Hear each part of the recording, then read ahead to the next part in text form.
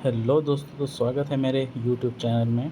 और आज हम पढ़ेंगे, फिर से सॉल्व करेंगे जो खान सर के द्वारा जो बुक कंपाइल की गई है, मतलब प्रीवियस ईयर जो क्वेश्चन है जिसमें बीपीएससी, बीएसएससी और अन्य सभी अदर एग्ज़ाम जिसमें पॉलिटी पूछे जाते हैं, एक के क्वेश्चन जो है संग्रहित है।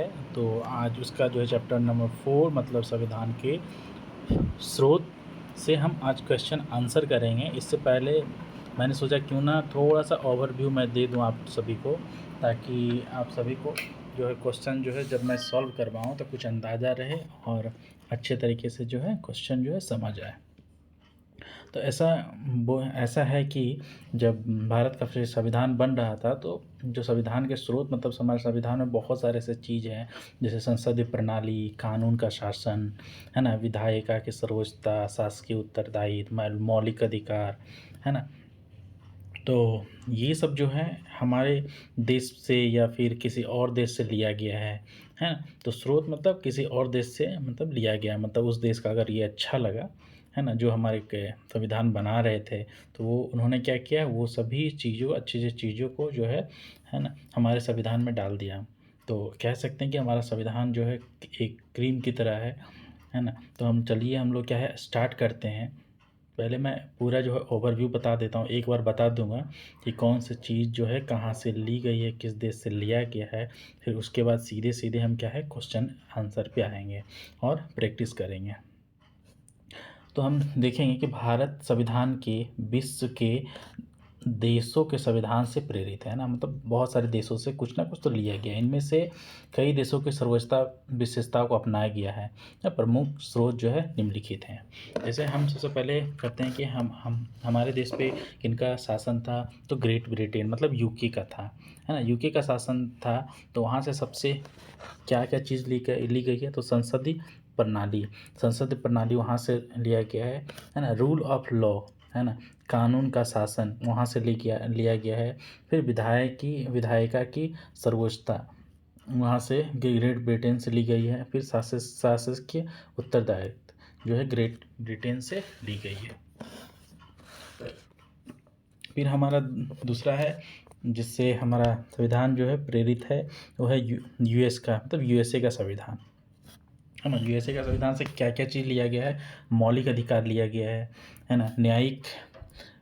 न्यायिक पुनरावलोकन मतलब जुडिशियल रिव्यू का मतलब क्या होता है कि अगर कोई चीज़ हम कोई मतलब कि कानून बना देते हैं, तो उस पर जो है हाई कोर्ट या सुप्रीम कोर्ट जो है उस पर उसका रिव्यू कर सकता है कि ये कानून जो बनाया गया है ना, संसद के द्वारा वो सही है या नहीं है, तो उसको रिव्यू कर सकता है। अगर उनको लगता है कि ये कानून जो है हमारे मौलिक अधिकार को, है ना, ये उल्लंघन कर रहा है, मौलिक अधिकार का उल्लंघन कर रहा है, तो उस कानून को वो रद्द भी कर सकते हैं।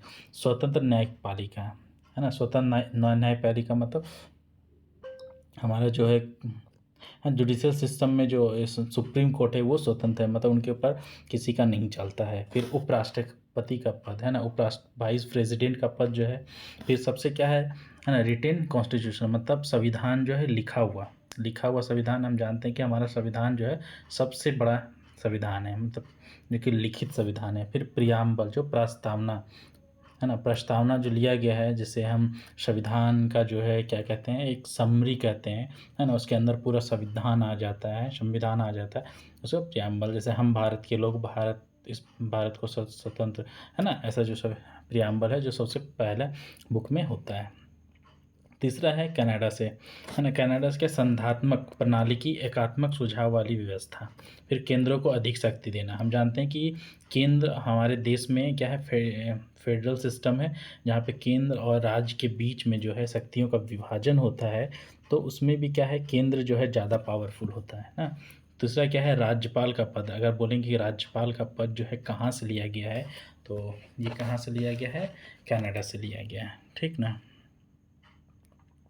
हमारा नेक्स्ट पेज पे चलते हैं हम लोग।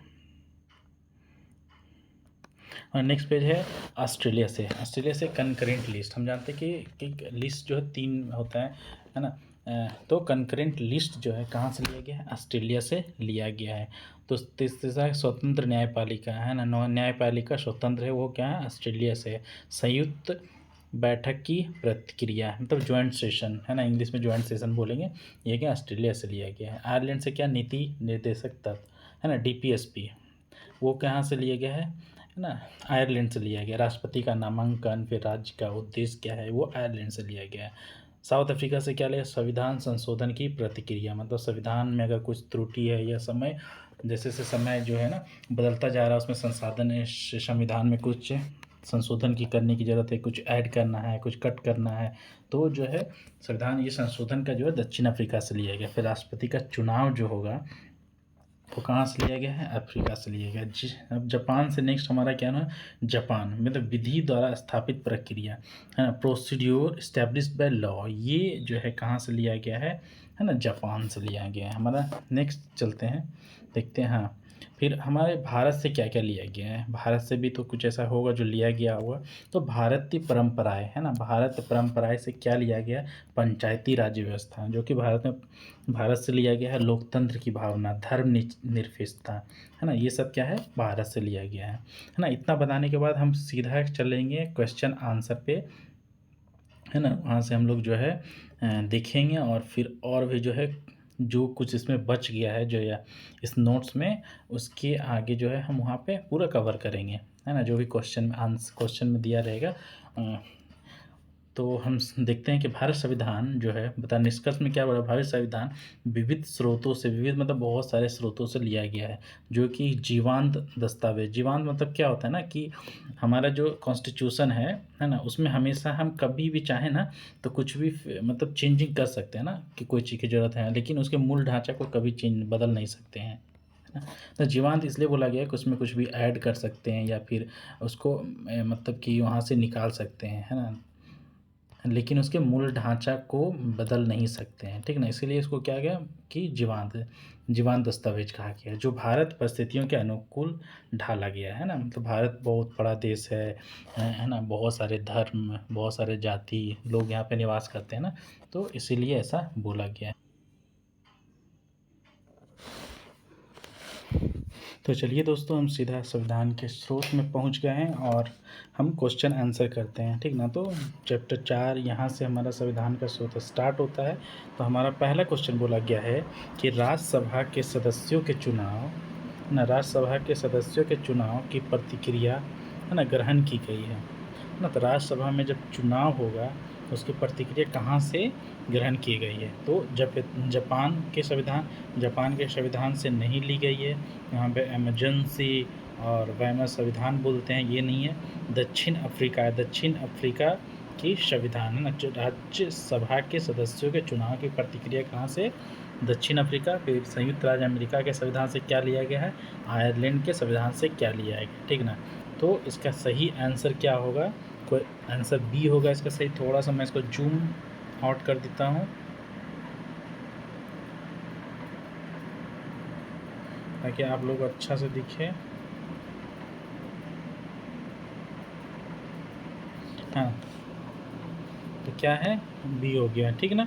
भारत संविधान किस प्रणाली को निकटता से पालन करता है, निकटता मतलब सबसे कह सकते हैं कि और सबसे ज़्यादा किस देश को पालन करता है ना। तो यूएसए हो गया, स्विट्ज़रलैंड हो गया, या रसिया हो गया, या यूके हो गया। तो जानते हैं कि हमारे देश में ग्रेट ब्रिटेन यूके का शासन था है ना, तो वो जो है प्रणाली मतलब यूके है ना। तो इसका आंसर सही क्या होगा, यूके। जैसे कि संसदीय प्रणाली, एकल नागरिकता विधि का शासन या विधि निर्माण की प्रक्रिया। साथ ही साथ जो है सबसे अधिक सर्वाधिक प्रभाव जो है ना 1935 के अधिनियम पे से पड़ा है। ओके, हाँ, तो किस देश की है ना किस देश की प्रेरणा ने भारत संविधान के है ना प्रेरणाओं को मौलिक कर्तव्य का पालन मतलब जो है यहाँ पे प्रदान किया है ना। तो मौलिक कर्तव्य हमें कहाँ से मिला है ना, तो सोवियत रूस है ना, जो मैंने बताया ना नोट्स, उसको अगर 2-4 बार पढ़ेंगे तो आपको याद हो जाएगा। वो क्या है, सोवियत रूस से जो है लिया गया है, ठीक ना।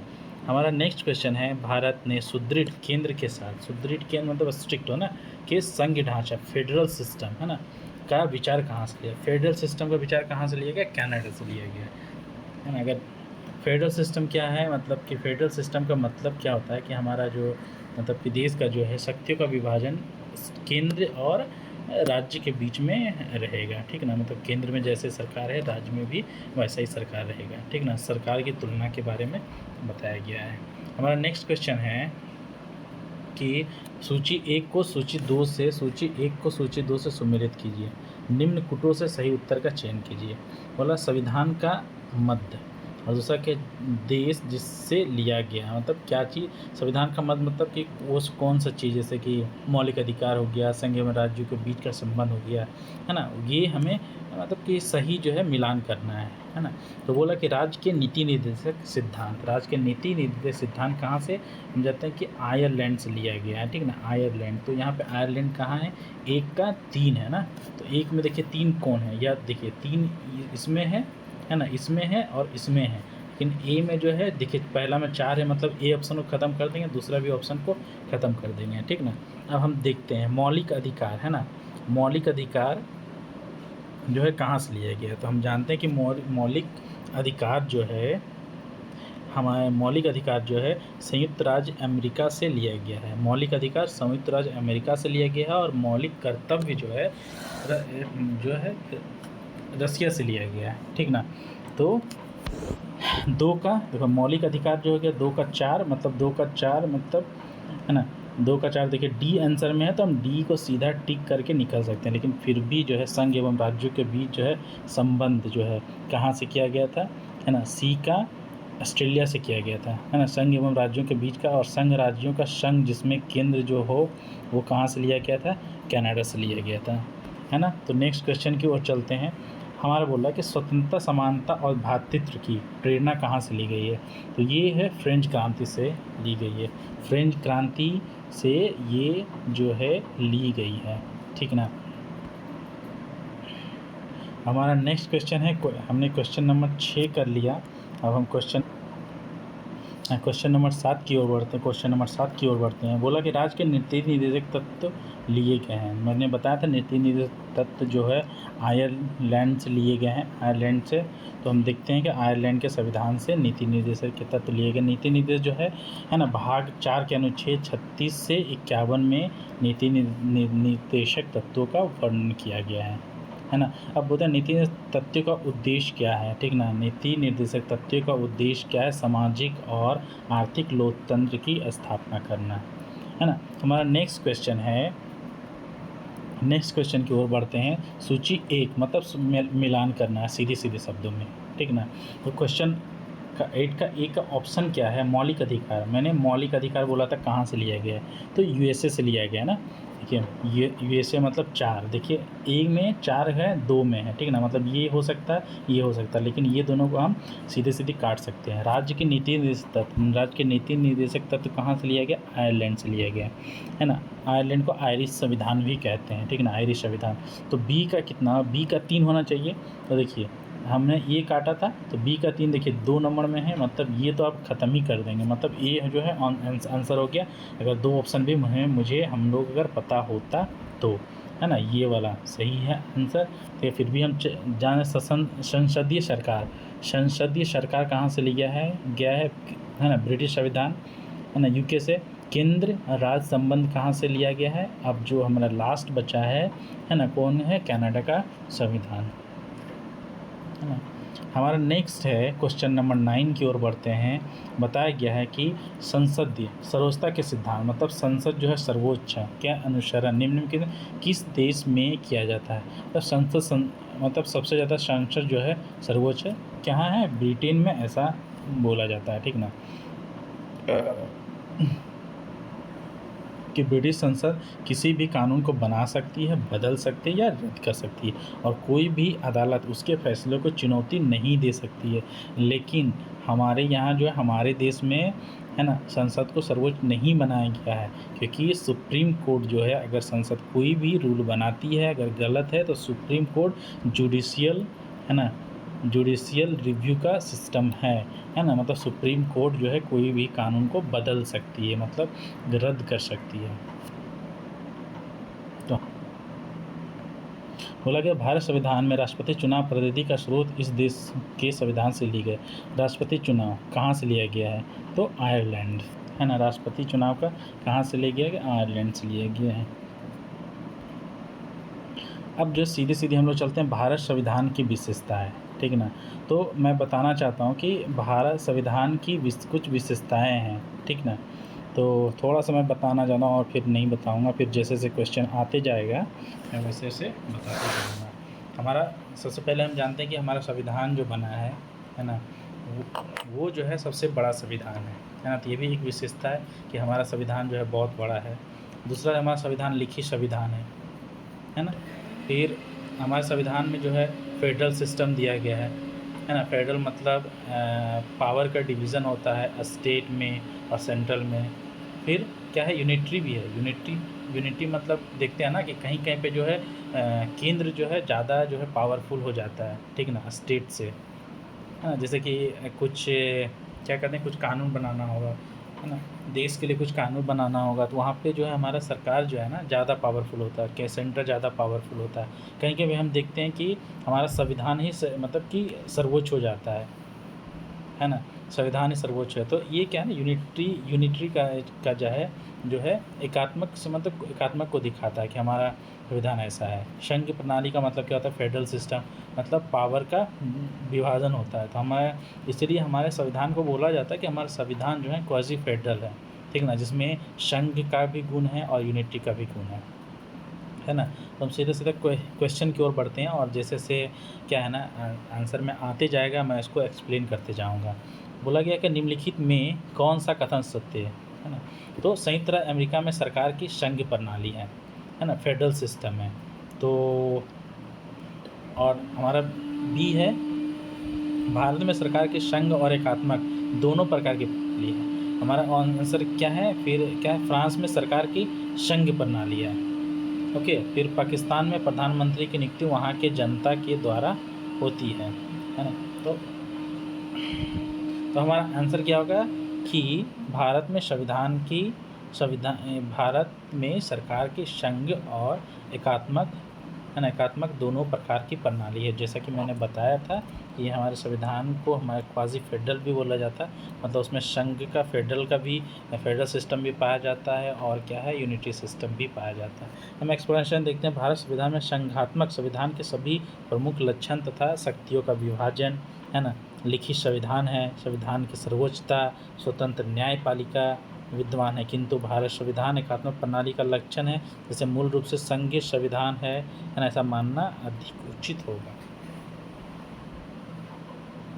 हमारा क्वेश्चन नंबर बी है कि भारत एक धर्मनिरपेक्ष राष्ट्र है। धर्मनिरपेक्ष का मतलब क्या होता है ना। धर्मनिरपेक्ष का मतलब क्या होता है कि वहाँ की सरकार जो है कोई धर्म को नहीं मानेगी। नहीं मानने का मतलब ये नहीं होता कि कोई धर्म नहीं करेगी, मतलब वो सभी धर्म को एक समान रूप से मतलब कि देखेगी, है ना। वो ना तो किसी मतलब रिलीजन को प्रमोट नहीं कर सकती है, नहीं करेगी, किसी भी रिलीजन को प्रमोट नहीं करेगी, हाँ, सबको समान रूप से देखेगी। तो यह है कि धर्मनिरपेक्ष राष्ट्र है। तो इसका ऑप्शन क्या है? यह एक समाजवादी देश है ना। यह अपने सभी नागरिकों के साथ उसके धार्मिक विश्वासों के बिना एक जैसा व्यवहार करता है। यह धार्मिक विश्वास और रिवाजों को हतोत्साहित करता है। यह मिश्रित अर्थव्यवस्था वाला देश है। पहला, यहाँ पे धर्मनिरपेक्ष राष्ट्र से अर्थव्यवस्था का कोई मतलब ही नहीं है, तो हम इस ऑप्शन को काट सकते हैं, इसका कोई मतलब नहीं है।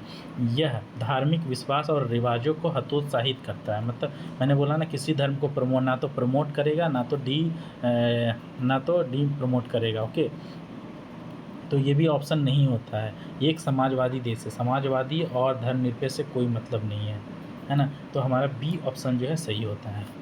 फिर देखिए सेम क्वेश्चन जो है अलग तरीके से पूछा गया। भारत एक है, क्या है? हिंदू निरपेक्ष राष्ट्र है या हिंदू राष्ट्र है, हिंदू मुस्लिम राष्ट्र या इनमें से कोई नहीं है, ठीक ना। तो धर्मनिरपेक्ष है ना। आप करें वो आप सोचेंगे कि हिंदू राष्ट्र है, हम लोग बोलते हैं इंडिया हिंदू, है ना। तो ऐसा कुछ भी नहीं है, हमारे संविधान में ऐसा कभी नहीं लिखा हुआ है। एक हिंदू राष्ट्र है, ठीक ना। बोला गया है कि धर्मनिरपेक्ष राष्ट्र है।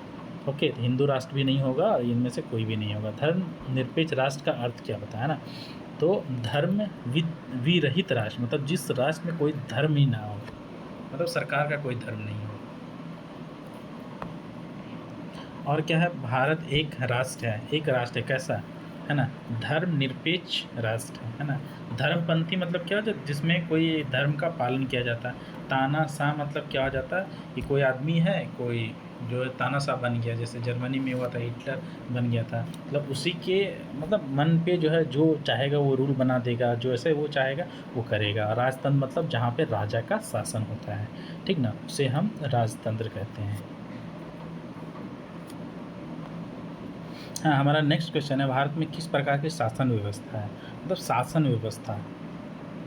तो शासन व्यवस्था में एकात्मक व्यवस्था है। एकात्मक व्यवस्था मतलब क्या हुआ ना कि मतलब यूनिटी का मतलब गुण है, जैसे कि जैसे मैंने बताया था ना कि न्यायपालिका सबसे सुप्रीम है ना, तो उस प्रकार का गुण है, मतलब कि शक्तियों का विभाजन नहीं होता है, ठीक ना, इस प्रकार को एकात्मक व्यवस्था कहते हैं। मतलब एक ही आदमी, एकात्मक मतलब एक है ही पावरफुल है। लेकिन संघ व्यवस्था में क्या होता है, दूसरा हमारा ऑप्शन क्या है, संघ व्यवस्था। संघ व्यवस्था मतलब जो पावर का होता है, हमारे हम देखते हैं कि हमारे स्टेट गवर्नमेंट पे भी एक अलग सरकार होती है, और सेंट्रल गवर्नमेंट में भी अलग सरकार होती है ना, तो अलग अलग ये सरकार को फेडरल सिस्टम बोलते हैं ना। तो संघ व्यवस्था इसका हिंदी है, तो इसका ऑप्शन बी है। आगे हमारा क्या है, संघ सरकार का आवश्यक लक्षण निम्न में कौन सा है। संघ सरकार मतलब संघ सरकार का कौन सा है, तो लिखित संविधान। लिखित संविधान नहीं है, लचीला संविधान भी नहीं है, दोहरी नागरिकता भी नहीं है। हमारे यहाँ एकल नागरिकता है, मैं आपको बताना चाहता हूँ। लेकिन अगर वही यूएसए का संविधान देखेंगे तो वहाँ पे दोहरी नागरिकता पाया जाता है, ठीक ना, होता है। तो संविधान की सर्वोच्चता है, संविधान की सर्वोच्चता को ही संघ सरकार का जो लक्षण माना जाता है ना। देखिए यहाँ पे बताया भी गया है कि संघ सरकार के लक्षण क्या है, संविधान की सर्वोच्चता, मतलब संविधान को ही सर्वोच्च माना गया, उससे बढ़ के कुछ भी नहीं है। अगर संसद कोई कानून बनाती है ना, तो अगर वो कानून किसी भी संविधान के कोई भी जैसे मौलिक अधिकार को अगर ठेस पहुंचाती है, मतलब अगर उल्लंघन करती है, तो वो संविधान जो है, वो कानून जो है, वो कानून को नहीं माना जाएगा। सुप्रीम कोर्ट उसको रद्द कर देती है। संविधान द्वारा है ना केंद्र और राज्यों के शक्तियों का विभाजन, ये मैंने अभी बता दिया है। स्वतंत्र उच्चतम न्यायालय, उच्चतम न्यायालय मैंने अभी बताया ना कि अगर कोई संसद जो कोई रूल बनाया जाता है, तो अगर वो रूल जो है संविधान के मूल ढांचे को उल्लंघन करती है, तो स्वतंत्र मतलब सुप्रीम कोर्ट के पास ये पावर होता है कि उस कानून को वो रद्द कर दे, है ना। द्विसदनीय व्यवस्था, द्विसदन मतलब लोकसभा और राज्यसभा, वो केंद्र स्तर पे भी होती है, राज्य स्तर पे भी होती है। दोहरी शासन प्रणाली, है ना, शक्ति का विभाजन, लिखित और कठोर संविधान ना, लिखित और कठोर संविधान, लिखित और कठोर संविधान, लिखित भी हमारा संविधान और कठोर भी है ना। कहते हैं कि कठोर संविधान, कठोर भी है, और एक चीज़ है, ये तो इसकी सरकार के लक्षण है। लेकिन मैं बता देना चाहता हूँ कि हमारा संविधान लचीला भी है, उनमें अमेंडमेंट भी कर सकते हैं कुछ जगह पे, है ना। नेक्स्ट हमारा भारत संविधान कैसा है, फिर से सेम क्वेश्चन आ रहा है ना। संघ राष्ट्रपति द्वारा अर्धगणतांत्रिक, ये नहीं है ना। संविधानिक राजतंत्र, संविधान है लेकिन राजतंत्र है, ऐसा भी नहीं है कि राजा भी है, राजा मतलब राजतंत्र है लेकिन अब संविधान है। सरकार की संसदीय प्रणाली है ना, संसदीय प्रणाली है। चलिए नेक्स्ट क्वेश्चन की ओर बढ़ते हैं। संविधान, हम भारत का संविधान लिखित है, लिखित तो है, संघीय है, ये भी है। एकात्मक है, एकात्मक नहीं बोल सकते हैं। परंपरा पर आधारित है ना, ये भी नहीं बोल सकते। मतलब आंसर एक और बी। भारत में वैधानिक संप्रभुता निहित होती है। वैधानिक मतलब वैधानिक संप्रभुता निहित होती है, वो देखिए वैधानिक क्या है, संप्रभुता निहित होती है, तो वो कहाँ है, राष्ट्रपति में नहीं, है ना, प्रधानमंत्री में नहीं, लोकसभा में नहीं, वो मतदाताओं में निहित होती है। क्योंकि मतदाता के पास ये पावर होता है कि कोई सरकार चुने, है ना। और नेक्स्ट टाइम जो तो हमारे क्या है ना, प्रियम्बल जब पढ़ेंगे, प्रस्तावना पढ़ेंगे, तो उसमें जो है भारत के संविधान के में डायरेक्ट लिखा हुआ है कि हम भारत के लोग, है ना। तो इससे क्या पता चलता है कि भारत के नागरिकों के पास जो है संप्रभु है ना लोग।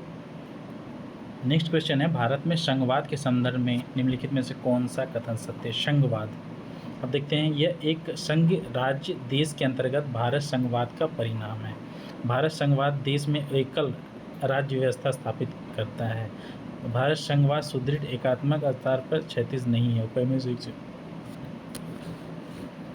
भारत संघवाद अर्ध संघ संरचना को दर्शाओ जिसमें केंद्र और राज्य सरकार के बीच शक्तियों का संतुलित विभाजन होता है। यह प्रणाली असमति और संतुलन की स्थिति बनाए रखती है जो संविधान में निहित है। तो हमारा आंसर क्या होगा? 1 होगा। हमारा नेक्स्ट क्वेश्चन है, भारत संघ प्रणाली की विशेषता क्या है? देखिए, शक्तियों का विभाजन है ना। शक्तियों का विभाजन तो मैंने देखा था, वो था है ना प्रधानमंत्री का नेतृत्व। देखिए, प्रधानमंत्री का नेतृत्व जो है संविधान, ये तो बताई ही नहीं गई है, ठीक ना। तो संघ प्रणाली में ऐसा कुछ भी नहीं है कि प्रधानमंत्री के बारे में नहीं बताया गया है। स्वतंत्र न्यायपालिका है और एक लिखित संविधान है। मतलब ये 1, 3 और 4 है। 1, 3, 4 किस में है? तो इसमें है 1, 3, 4। ओके। भारत को गणतंत्र क्यों कहा जाता है? देखिए, गणतंत्र होने का मतलब क्या है ना, उसका मतलब कि यहाँ मतलब भारत जो है एक भारत है, उसका एक क्या होगा? प्रमुख होगा जो निर्वाचित होगा, ठीक ना। मतलब किसी देश का जो प्रमुख होगा अगर निर्वाचित होगा तो उसे गणतंत्र माना जाएगा, है ना। तो भारत को गणतंत्र क्यों कहा जाता है? तो मैंने क्या बोला, ऑप्शन पढ़ूंगा। इसके विधानमंडलों की अधिकतम संख्या जनता द्वारा प्रत्यक्ष चुनी जाती है। ये तो नहीं है, वह राज्यों का एक संघ है, वह राज्यों का संघ है, लेकिन गणतंत्र का ये मतलब नहीं होता है, मीनिंग है। भारत नागरिक मूलभूत अधिकारों का उपयोग करता है, ये भी नहीं है। तो हमारा ऑप्शन यहाँ राज्य का प्रमुख निर्धारित अवधि के लिए निर्वाचित होता है। मतलब हमारे जो राष्ट्रपति होते हैं 5 साल के लिए, देखिए उनका निर्वाचन होता है ना, तो ये बोला गया है। इसमें क्या निम्नलिखित विशेषताओं में से केंद्र शासन व्यवस्था के लिए कौन सी सही नहीं है? निम्नलिखित विशेषताओं में से केंद्रीय शासन व्यवस्था के लिए कौन सी सही नहीं है? इसका ऑप्शन है त्वरित निर्णय, मतलब बहुत जल्दी निर्णय लेना को त्वरित, लचीलापन में फ्लेक्सिबिलिटी, बड़े देशों के लिए आदर्श, है ना। केंद्र शासन व्यवस्था के लिए सही नहीं है, या बड़े देशों के लिए आदर्श, या कानून की एकरूपता। इसमें ऑप्शन क्या होगा? सी। मतलब केंद्र शासन व्यवस्था एक ऐसी प्रणाली है जहाँ सरकार की शक्ति जो है एक केंद्र प्राधिकरण में निहित होती है, मतलब एक यहाँ कहीं निहित होती है।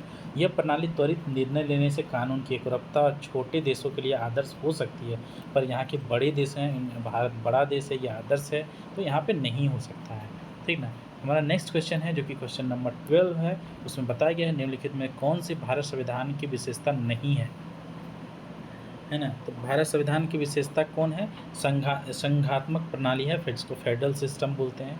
ये तो है एक अलिखित संविधान, है ना। अगर अलिखित नहीं होता, लिखित संविधान तो वो हो सकता है, लेकिन अलिखित संविधान मतलब गलत है। संविधान सभा द्वारा निर्मित और क्या है? संसाधात्मक शासन प्रणाली।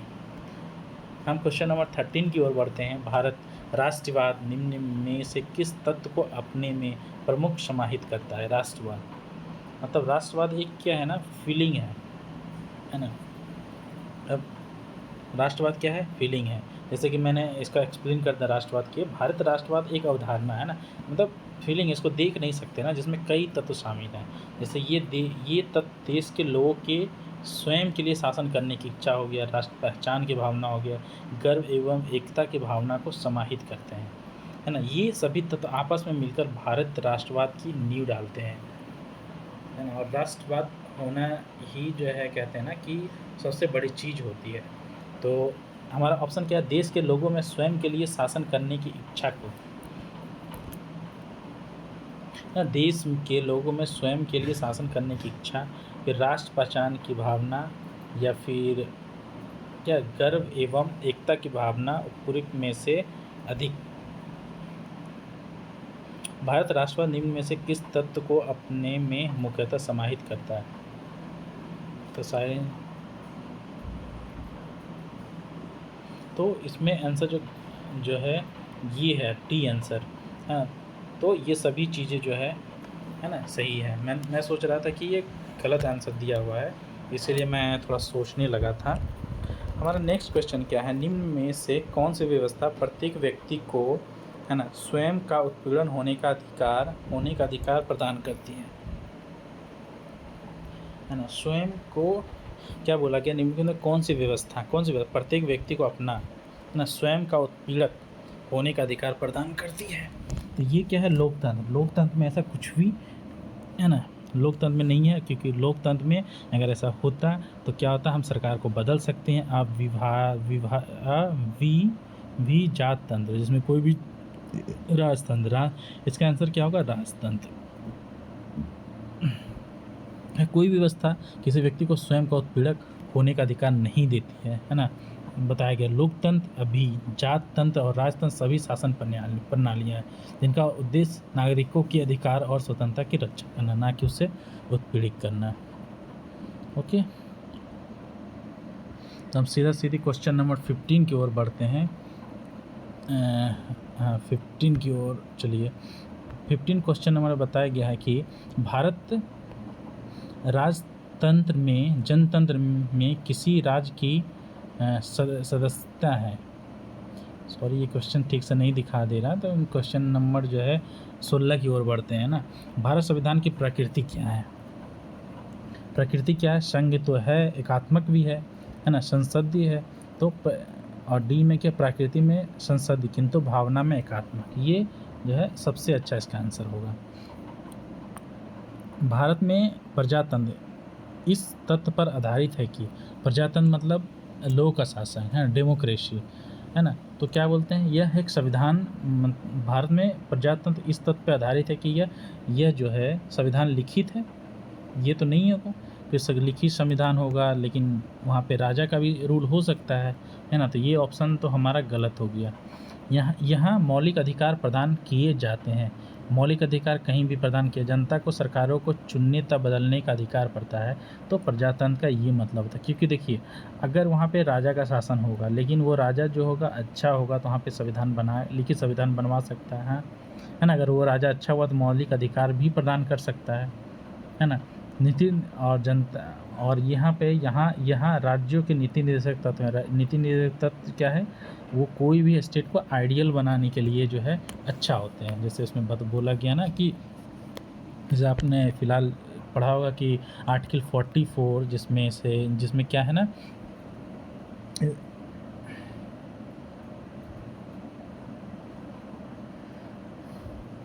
चलिए आगे। एक आदर्श संविधान के विषय में सत्य कथन की पहचान कीजिए।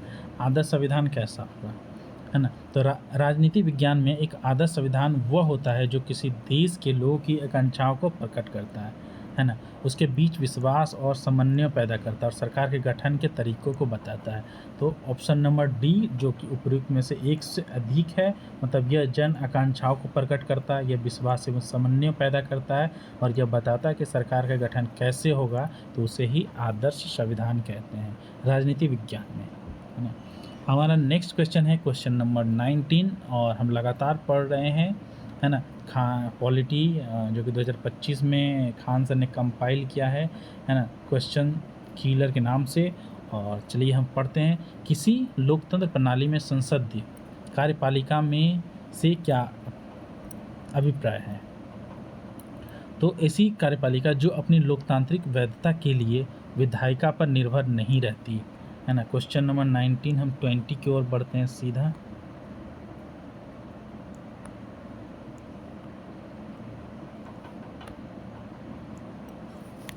निर्भर नहीं करती, या फिर क्या है, ऐसी कार्यपालिका प्रणाली जिसमें कार्यपालिका व्यवस्थिका के प्रति उत्तरदायी नहीं रहती। या ऐसी कार्यपालिका जो अपनी नीतियों एवं कार्यों के लिए विधायिका के प्रति उत्तरदायी नहीं रहती। या ऐसी कार्यपालिका जो संसद के बहुमत के समर्थन पर निर्भर होती है ना। यही है ना, तो कार्यपालिका संसद से, लोकतंत्र प्रणाली में संसद कार्यपालिका का अर्थ ऐसा होता है कि कार्यपालिका जो संसद के बहुमत के समर्थन पर निर्भर हो, है ना। सरकार की संसद व्यवस्था में कार्यपालिका अपनी नीतियों एवं कार्यों के लिए विधायिका के प्रति उत्तरदायी होती है। हमारा नेक्स्ट क्वेश्चन है, ये तो क्वेश्चन डी हो गया। भारत राजनीतिक व्यवस्था में इनमें कौन से सर्वोच्च हैं। तो हमारा संविधान सर्वोच्च होता है कभी भी, है ना, क्योंकि ये हमारा फेडरल सिस्टम का जो है एक विशेषता भी है। सरकार के विभिन्न, है ना, भागों में शक्तियों की साझेदारी को कहा जाता है ना। तो शक्तियों की साझेदारी को कहा जाता है ना। शक्तियों को विभाजन इसलिए नहीं बोला गया ना कि विभाजन मतलब अलग अलग हो जाएगा, शक्तियों का पृथक्करण, ये सबसे सही वर्ड जो इसमें किया गया है ना, सेपरेशन ऑफ पावर जो वर्ड में यूज़ किया गया है ना, उसी को लेते हैं। लोकतांत्रिक संविधान में निम्नलिखित में कौन सा प्रावधान नहीं है? लोकतांत्रिक संविधान मतलब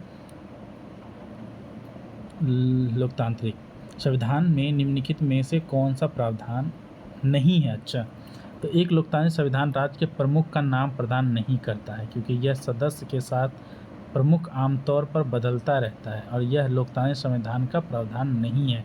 तो मतलब इसका आंसर हो गया राज्य के प्रमुख का नाम। नेक्स्ट क्वेश्चन है, आधारभूत संरचना सिद्धांत के विषय में निम्नलिखित में से कौन सा कथन सत्य है?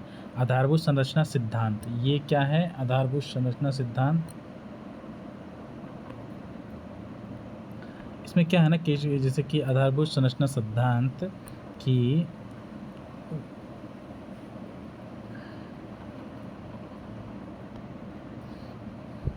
हाँ, आधारभूत संरचना सिद्धांत क्या है? ऐसा हुआ था ना कि 1973 में बोला था केशवानंद भारती मामले में आधारभूत संरचना सिद्धांत भारत संविधान में एक महत्वपूर्ण न्यायिक नवाचार है ना, नवाचार है।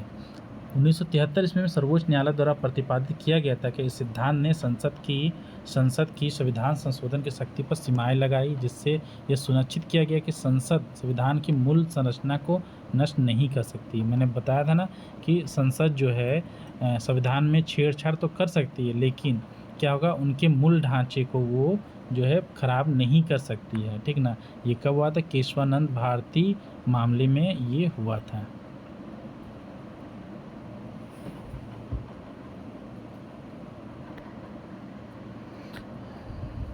फिर क्या है कि निम्न में से किस देश ने एकदम आरंभ से ही अपनी लोकतांत्रिक व्यवस्था में सार्वभौमिक वयस्क मताधिकार लागू किया था ना? तो ऐसा क्या है, भारत ही पहला ऐसा देश बना था जिसने मतलब सार्वभौमिक मताधिकार मतलब सबको मतलब कि है ना वोट देने का अधिकार मिलेगा। तो संविधान में 1950 में संविधान लागू हुआ था और सभी वयस्क नागरिकों को जाति, धर्म, लिंग या सामाजिक की परवाह किए बिना जो है मत देने का अधिकार दिया गया था, राइट टू वोट। भारत संविधान के संदर्भ में निम्नलिखित में से कौन सा कथन सही है?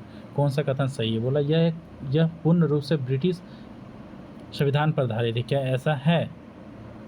नहीं है, कभी नहीं, क्योंकि बहुत सारे देश से हमारा संविधान लिया गया है ना। जो अच्छे अच्छे विचार जो थे हमारे संविधान में लिया गया। यह भारत सरकार के एक्ट 1935 के आधार पर केवल बनाया गया है, ये भी है क्या? नहीं है ना। यह विभिन्न संविधानों का मिश्रण, हाँ ये बोलेंगे, क्योंकि हमारा संविधान जो है मैंने बताया था कि बहुत सारे देशों से मिल के बना है ना। फिर क्या है, भारत का प्रजातंत्र इस तत्व पर आधारित है। प्रजातंत्र मतलब लोगों का शासन। संविधान लिखित है, ये क्वेश्चन पहले भी आ चुका है। मौलिक अधिकार, ये भी नहीं है, मतलब ऑप्शन सी इसका सही आंसर है। जनता को सरकार को चुनने तथा बदलने का अधिकार प्राप्त है। भारत के संविधान को किसने अंगीकृत का मतलब है एक्सेप्ट करना, स्वीकृत करना, ठीक ना। तो भारत की जनता ने, है ना, भारत की संसद ने, या भारत सभा में भारत की जनता के प्रतिनिधियों ने। क्योंकि भारत की जनता अगर सब बोले है ना तो बहुत सारे लोग हो जाएंगे ना, और बहुत सारे लोग हो जाएंगे तो संभव नहीं है। तो संविधान सभा में भारत की जनता के प्रतिनिधियों ने ही कभी होगा, तो उसमें जनता के प्रतिनिधि लोग ही थे जो उन्हें स्वीकार किया था। निम्न में गांधी जी की स्वतंत्र भारत के संविधान में से कौन से उपेक्षा थी, है ना। अगर ये बोला गया क्वेश्चन में कि गांधी जी जब भारत स्वतंत्र हुए ना, तो गांधी जी को मतलब जो संविधान बन रहा था उसमें से उसे क्या अपेक्षा था कि यह भारत को दासता एवं संरक्षण से मुक्ति दिलाने वाला होगा। हाँ ये तो था ही ना। फिर क्या है, देश के अंतर्गत सभी समुदाय पूर्ण सामंजस्य से रहने चाहिए, है ना। तो बोला गया, देखिए महात्मा गांधी स्वतंत्र भारत के संविधान में सामंजस्यता की आशा रखते थे, जहाँ पूर्ण समुदाय प्रेम पूर्ण अस्तित्व में रहें। वे समान अधिकारों को भी आवश्यक मानते थे, जिसमें महिलाओं और पुरुषों का समान अधिकार मिले। मतलब इस क्वेश्चन का आंसर क्या है? डी हो जाएगा। संघवाद का अर्थ क्या है? संघवाद का अर्थ होता है कि एक शासन व्यवस्था जिसमें सत्ता का बंटवारा केंद्र सरकार और राज्य सरकारों के बीच होता है ना। तो संघवाद जो है ऑप्शन ए होगा, संघ और राज्य के बीच सत्ता का विकेंद्रीकरण, है ना। दैट इज कॉल्ड क्या होता है? संघवाद कहते हैं। ना 29 क्वेश्चन 29 हो गया। और हमारा नेक्स्ट क्वेश्चन है संविधान में भारत की व्याख्या है ना। भारत की व्याख्या क्या है? राज्यों के संघ के रूप में, है ना, संयुक्त राज्यों के रूप में। संयुक्त राज्य मतलब संयुक्त राज्य नहीं है ना, राज्यों के संघ के रूप में है ना।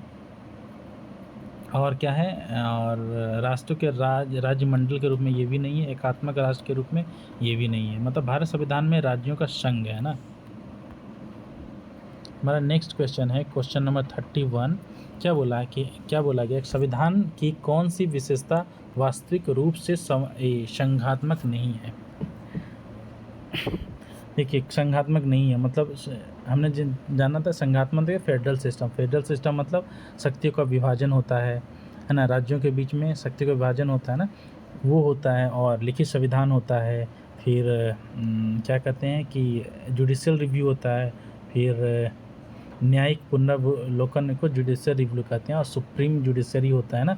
तो ये सब जो है संघात्मक का उदाहरण होता है। लेकिन यहाँ एकीकृत न्यायपालिका